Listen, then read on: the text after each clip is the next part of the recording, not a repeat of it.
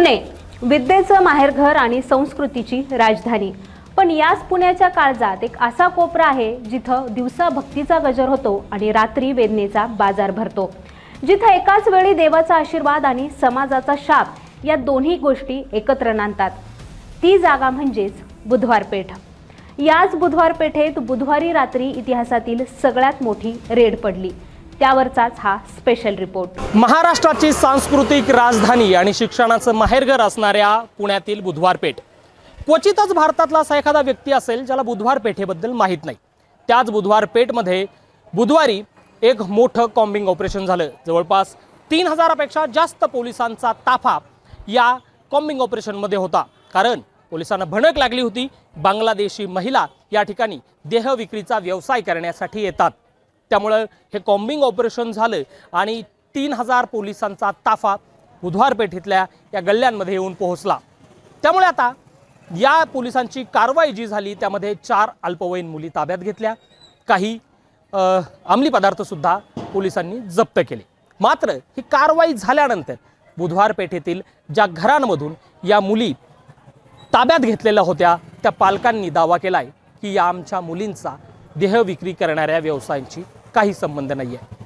त्या पालकांना नक्की काय वाटतंय, प्रत्यक्षदर्शी महिला ज्या होत्या त्यांचं काय म्हणणं आहे, त्या दिवशी नक्की रात्री काय घडलं पाहूया। बुधवार पेठ परिसरात सुरू असलेल्या बेकायदेशीर हालचालींवर आळा घालण्यासाठी पुणे पोलिसांनी मोठ्या प्रमाणावर सर्च ऑपरेशन केलं। मध्यरात्री 12 वाजता सुरू झालेल्या या कॉम्बिंग ऑपरेशनमध्ये तब्बल 600 पेक्षा अधिक अधिकारी आणि कर्मचारी सहभागी झाले होते। स्थानिक पोलिसांसह गुन्हे शाखेच्या विविध युनिट्सचा मोठा फौजफाटा अचानक बुधवार पेठेत दाखल झाला। परिसरातील सगळ्या रस्त्यांवर नाकाबंदी करण्यात आली आणि येणाऱ्या जाणाऱ्या प्रत्येकाची तपासणी करण्यात आली।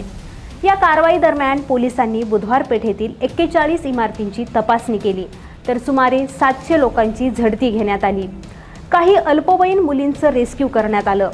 या झडती दरम्यान काही संशयितांकडून 7 ग्राम चरस आणि अंमली पदार्थांचे इंजेक्शन जप्त करण्यात आले। हे अंमली पदार्थ नेमके कुठून आणले गेले आणि त्यामागील पेडलर कोण आहेत याचा तपास आता पोलिसांकडून सुरू आहे। काल रात्री बुधवार पेठ या परिसरामध्ये एक चांगली कॉम्बिंग ऑपरेशनचे आयोजन करण्यात आलं।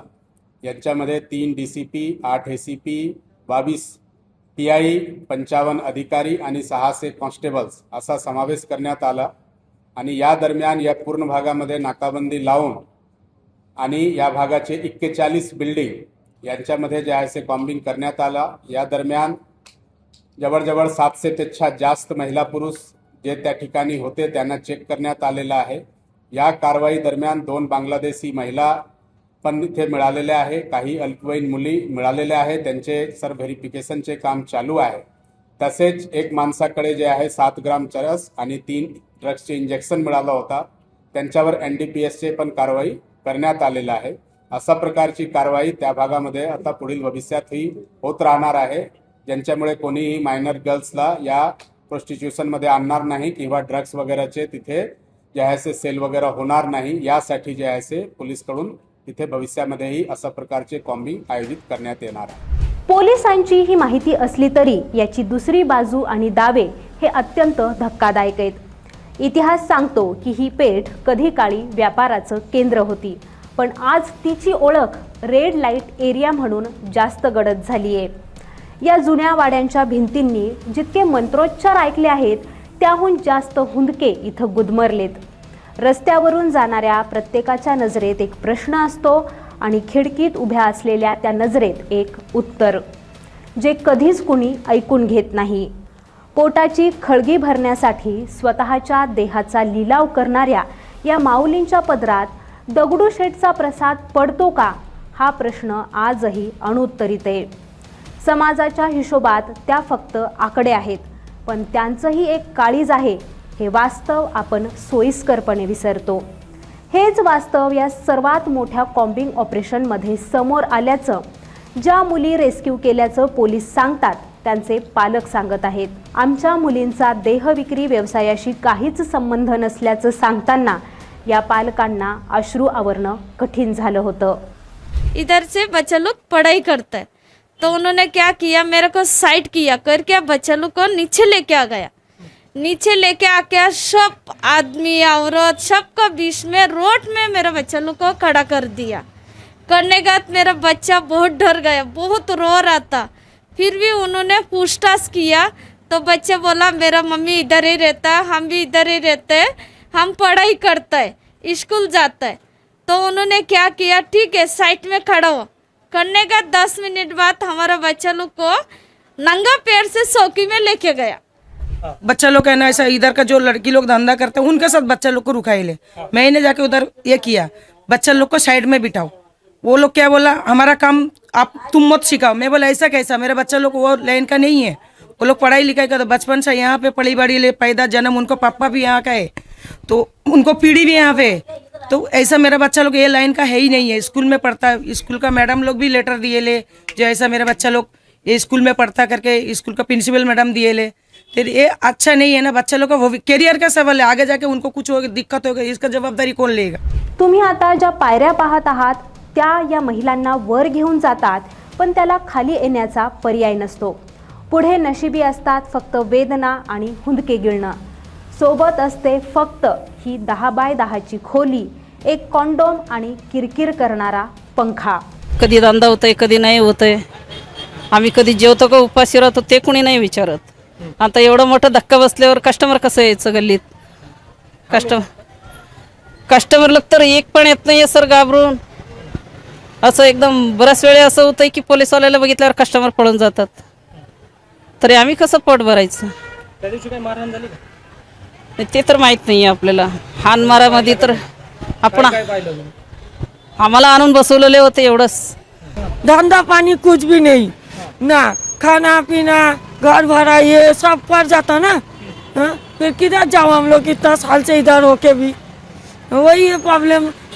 किसको पकड़ने आता है तो हम लोग को डर लगता है। इधर सब बिठा के रखा, उस दिन 2-3 घंटा बिठा के रखा, पूरा घर का अंदर जाके कुछ पूछ रहा क्या है मामा, क्या है मामा, बता रहा नहीं। पूरा घर का सब सामान वामान फेंक फाक के देखा। या अंधाऱ्या खोल्यांमध्ये स्वप्न बघायला मनाई आहे, तरीही या चिखलातून कमळ उमलवण्याची जिद्द काही जणींमध्ये नक्कीच दिसते। अशीच जिद्द पोलिसांच्या ताब्यात असलेल्या मुलींची होती। यात कुणी 10वीला आहे तर कुणाची कराटे चॅम्पियनशिपची स्टेट कॉम्पिटिशन आहे। पण आता समाजाचा शिक्का एकदा बसला की तो पुसणं सोपं नसतं। मूळतः 5च्या नंतर आपण एक कायदा आहे की 5च्या नंतर कुठल्याही महिलेला सूर्यास्तानंतर महिलेला पोलीस चौकीत ठेवायचं नाही।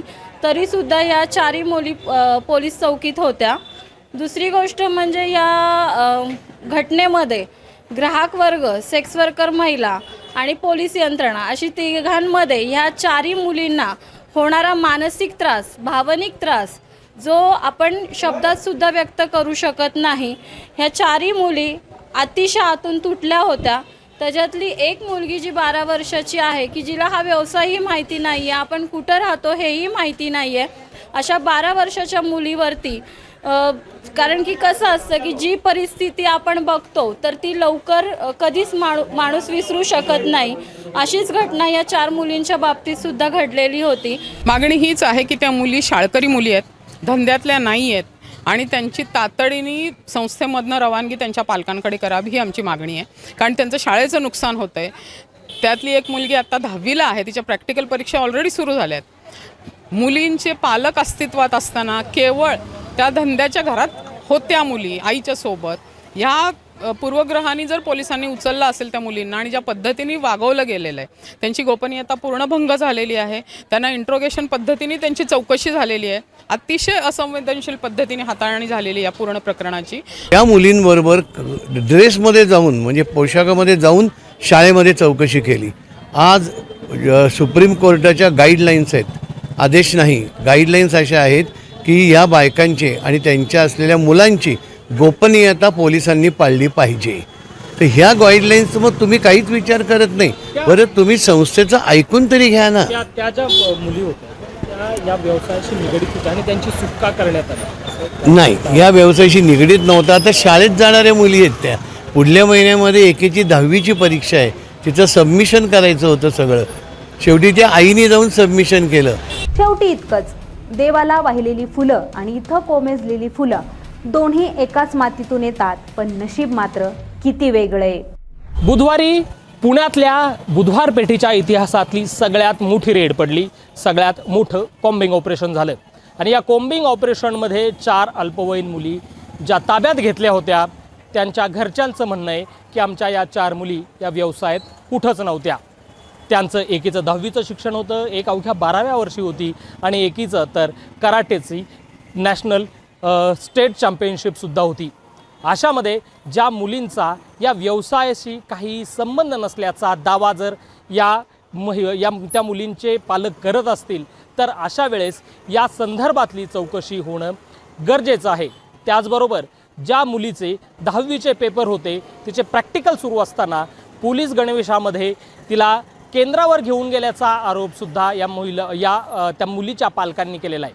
त्यामुळे या सगळ्यामधली जी दुसरी बाजू आहे ती समजून घेणंसुद्धा तितकंच महत्त्वाचं आहे. त्यामुळे आता या केसचं नक्की पुढं काय होईल, कारण ज्या कॉम्बिंग ऑपरेशनची इतकी सगळी चर्चा झाली, त्याची दुसरी बाजू नक्की काय आहे हे सुद्धा समोर येणं आता तितकंच गरजेचं बनलेलं आहे. व्हिडिओ जर्नलिस्ट अनिल गजलेसह अभिजित दराडे, LS मराठी, पुणे.